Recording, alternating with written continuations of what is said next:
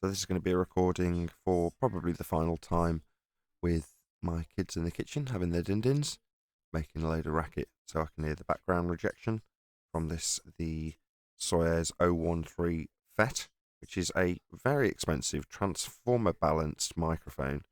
And I think the thing I might compare it to in a minute is probably going to be the Lunar.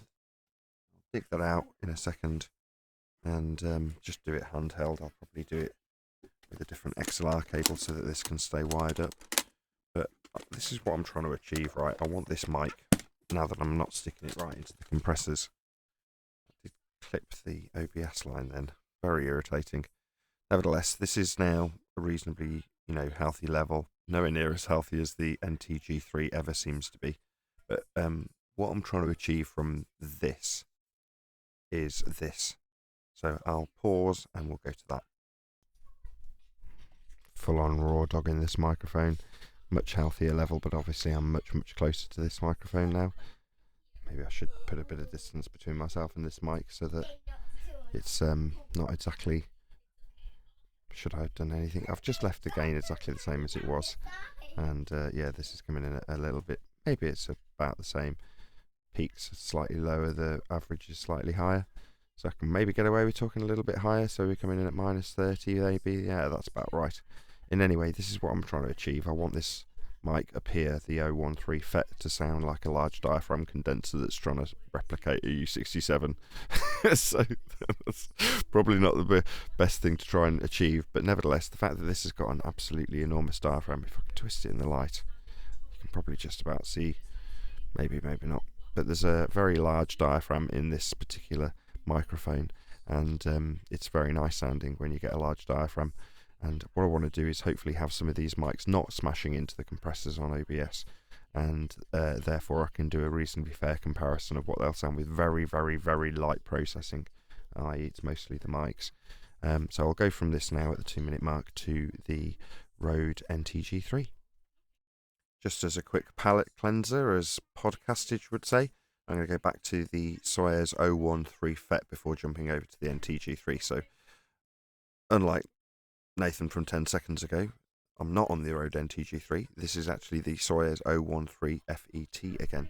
So from this, we'll jump to the NTG3 now. Okay, so if you're wondering why I'm sat all the way back here, it's because the only way to get the level on the NTG3 to even closely resemble the 013 FET and indeed the Lunar when I'm right on top of it, with the same gain for all of them, is to sit right back here and talk a little bit quieter than I was, maybe talk at the same level when I scooch all the way back here, so that puts me slightly off axis with the microphone. Now it's reminiscent of what I was getting on the 013 FET, which is sort of struggling to get yourself into the right kind of levels, with the gain all set the same on the SSL. So I'm like, this test is to see at what point do they all match. Well, with this shotgun mic, it's not like one or a couple of wickets away. It's 1, 2, 3, 4, 5, 6, 7. It's a very long distance away to get it to even a remote level that seems something similar to the hypercardioid 013 FET, or even the cardioid lollipop mic when I'm right on top of it. So this is what the NTG3 sounds like at the exact same gain as the other two microphones we've just listened to, but it has to be, let's actually do this. Let's get a tape measure and measure it to sound the same, because now I've still got a more healthy line. I was coming in at like -12, now I'm coming in at -5, and I am approximately, I haven't touched it, 3 feet away from this microphone. And at 3 feet away, I'm still definitely more healthy. As I'm laughing, I'm coming in at -25. So this is a very healthy level. But realistically, this is not where I would want to boom this mic. And, it might be roughly similar to the other two mics. So I'm going to pause it now and put it into a realistic position. So this is now my final test, and I'm going to do 10 or 15 seconds of this completely dry, and then I'm going to put the EQ on, and then I'm going to round out.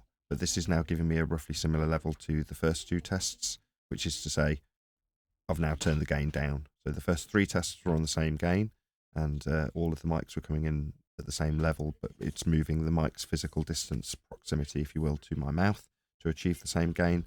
And now on this final test on the NTG3, I'm speaking quite quietly just to see what that does in terms of how it sounds compared to the other mics when I speak relatively quietly, or definitely quieter than I would on a show. And in a moment I'm going to turn on my EQs. So there they go. Those are the EQs now turned on, still coming into about -35 to -30, which is to say it feels like I'm kind of fighting to get into the sound. I'm like a little bit quieter than perhaps I'd want to be, and I would actually probably feel tempted to move this mic a little bit closer, but it's definitely not intrusive at all at this particular distance, pointing at the corner of my mouth.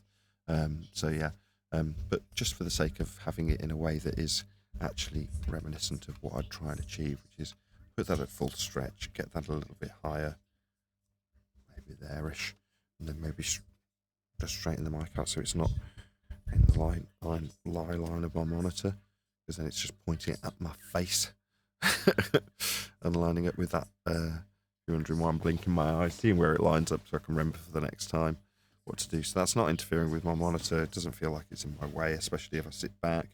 Is it kind of, am I out on axis with it? No, pointing there.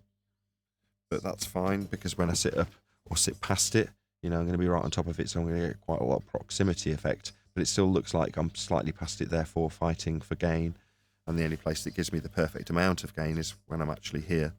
So this is now coming in at -10 and -30, -30. And it's the same level. So they're all roughly gain matched. All of these demonstrations should have been about exactly the same. The first on the 013 FET, followed by me up close on the lollipop with the same gain, then back onto the 013 FET, and then onto this, but with it stretched out miles away, so that all 4 of the first tests were on the same exact gain level on the preamp. And now all we're doing is going in, check, yeah, it's about the same level as all the others, where it just starts to go into the green on voice meter banana if I do a quick check into it. But now it's at the point where they're all much lower than the compressors, so it's not going to be how they sound once compressed. It's be more of how they sound raw, and I can just turn them up after the fact to match up with everyone else. But I need to know how all 3 of these mics sound. My estimation is that the Lunar will sound best. Well, let's not make any predictions. Oh no, let's just do it. Lunar will sound best. This will sound second best. And the 013 FET will sound the worst. We'll see.